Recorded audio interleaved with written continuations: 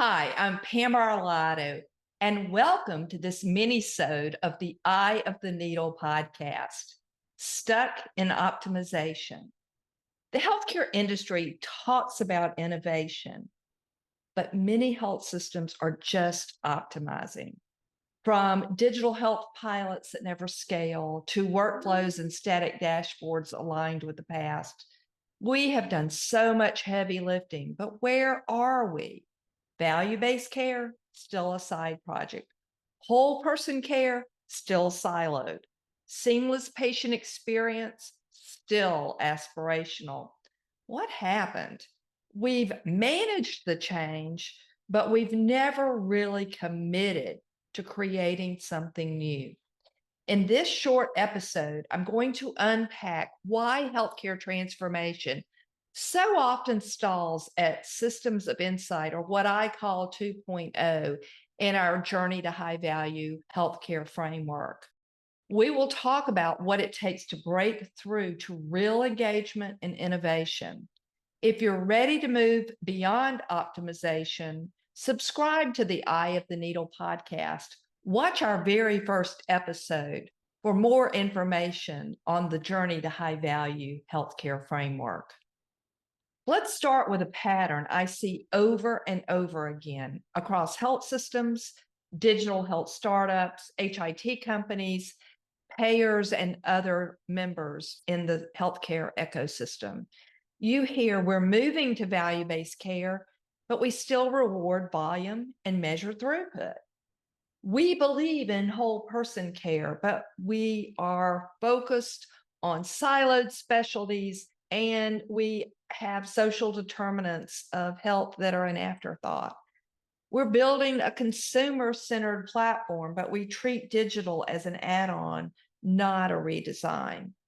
We're prioritizing health access, but data collection is fragmented and community voices are missing. These aren't failures of intention, they're failures of commitment. We make a declaration, we launch a pilot, but then pressure hits or old habits push back and we retreat to the familiar, optimizing what we already know instead of building what we need next. When launching a new initiative, many healthcare organizations skip the why. Why change? Why now? And why you? Let's use EHRs as an example. When organizations manage change versus commit to change, they often end up stuck in perpetual optimization. So let's look at the difference in those two. Change management is the how of change. It's the project plan. It's the at the elbow support. With a certain vendor, it's the physician builders. It's a stakeholder engagement strategy and others. What gets us from go live to stabilization? Commitment to change is the why. It's cultural, it's strategic, it's emotional. It's the what's in it for me if I do this change. It's what says we are willing to become something new because what we've been in the past is no longer enough. Change management is about the project. Commitment to change is about a shared purpose. And this distinction matters because you can manage your way through an EHR go live, but without commitment, your organization will optimize the tool and preserve the past instead of seizing this chance to transform and have significant impact.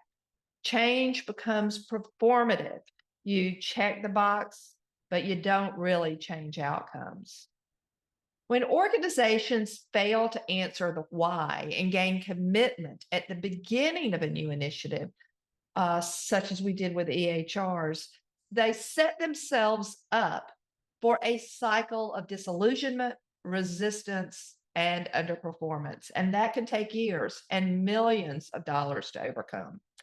So here are some of the most common and critical results of skipping the why. Number one, we get shallow adoption, not true engagement. Users go through the motions, but don't internalize the value. Clinicians comply, but don't contribute to ongoing improvement. Workarounds proliferate because the system feels like something done to them, not done for them. We digitize the old world instead of redesigning. Without a guiding vision, teams replicate legacy workflows in a digital form. We pave the cow paths. The EHR became a more expensive version of the old paper chart, not a catalyst for care transformation. We have resistance and burnout. If people don't understand the why, they'll fill in the blanks for themselves with fear, frustration, or apathy. Resistance becomes cultural, a default posture, not just a temporary hurdle. Clinician burnout increases when the EHR feels like a burden instead of a tool for better care. Pajama time, anyone? We get stuck in 2.0 or that systems of insight stage in the journey. Organizations never make the leap to 3.0 consumer engagement and 4.0 innovation. Data is available but not used meaningfully. Opportunities for redesign, predictive care, and proactive population health stall out. And we make massive investment with minimal transformation. Hundreds of millions of dollars have been spent. And yet the patient experience, care model, and even operational efficiency feel disappointingly familiar. ROI is questioned and strategic momentum is lost. I like to say, if you don't define the why, people will define it for you, and rarely is that generous. Without a shared purpose, teams focus on fixing what is broken instead of rethinking what is possible. The EHR becomes a system to tweak, fewer clicks, faster notes, rather than a way to redesign care delivery. Rather than thinking about which templates to improve, which workflows to incorporate, maybe we should reset and work together on building a new shared vision. What we need now isn't more optimization, it's generative change. Generative change is creative and adaptive. It's led by curiosity, not compliance. It's built around that purpose, not just implementing a tool. Where change management asks, how do we get from A to B? Generative change asks, what is possible now that wasn't possible before? It's about becoming something new, not just improving. So let me give you a few real-world examples of change management versus generative change and committing to that generative change. In the EHR world, change management, you implement, you train users, you go live, and you optimize workflows. In the generative change world, you redesign care delivery, you rethink roles, you look at new visit types, you change the communication flow. The EHR becomes a launch pad for whole person care and ultimately personalized medicine. Another example is analytics. In change management, you build static dashboards. In generative change, you build a culture of inquiry. Frontline teams ask better questions. Data becomes a tool for learning, gathering insights, not just reporting. Another example, the digital front door. We talk about that quite frequently. And in a change management world, you deploy a patient portal and maybe a mobile app, and you respond to patient complaints. In a generative change world, you reimagine the consumer experience from end to end, making it seamless, frictionless, using a digital canvas, not a checkbox. Burnout. Change management, you host resilience webinars. Generative change, you design new ways of working. You reduce documentation burden. You use AI scribes potentially. You elevate purpose. And clinicians don't just accept change, they thrive. So let's talk through a 3-step call to action for my change leaders. If you're inside a health system, a startup, a payer, or a community, what can you do?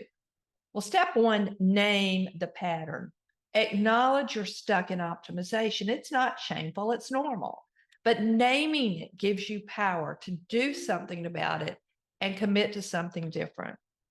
Recommit to the why, reignite purpose. Don't just talk about the tool, talk about the transformation. Lead with stories, align with mission, remind people what matters. And then finally, step three, build the muscle of generative change. Empower teams to experiment, co-create, and learn. Don't just launch another project, nurture a new purpose. This is how you move from 2.0 systems of insight to 3.0 systems of engagement and ultimately to 4.0 systems of innovation. So my final thought for you today is change management helps you survive a project. Commitment helps you transform a future. If you're stuck at 2.0, know that it's not too late, but it does take a different leadership style.